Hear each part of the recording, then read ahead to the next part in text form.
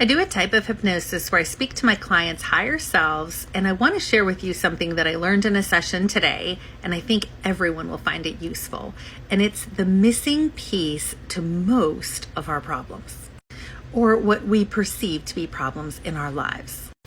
And that missing piece is called self-love. Let me give you an example of how that can impact every area of your life. Today, I asked my client's higher self at her request if we could download Creator's definition of safety into her. Her higher self said no, it wasn't able to because she wasn't willing to accept Creator's definition of safety. I asked why. The answer was because she's afraid.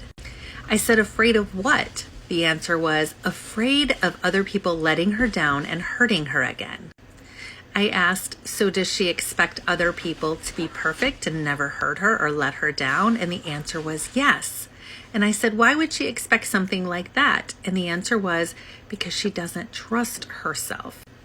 How does she trust herself? She needs to learn how to love herself. So the root of all of this, after I dug way down deep, was her lack of self-love.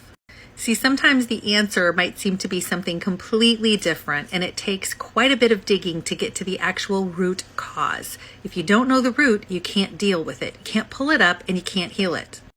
I then asked her higher self if it was able to give her ideas for what she can do to show her self-love, and it named numerous things that she could do, but everyone's list will look different. Hers included things like eating healthier and exercising because she associates exercise and moving her body with self-love. But it really literally could be anything that brings you joy and makes you feel good about yourself. Really what this comes down to is parenting yourself. Giving yourself the love that you wish you would have had from your parents or others in your environment. Self-love could look like healing that inner child, healing those layers of trauma and grief that you're carrying around with you like old luggage. Or self-love could look like dancing around the living room like a little girl, squealing in delight as you spin around. Or it could be looking at yourself in the mirror and telling yourself how much you love yourself.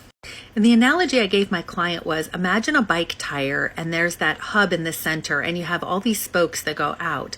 If you don't have that hub, there's nothing for the spokes to attach to. So her higher self wasn't able to download Creator's definition of safety, or actually lots of other definitions that would benefit her in her life, because she didn't have that hub, which was self-love, in order to attach it to. Truly, truly, self-love is the best gift you can give yourself.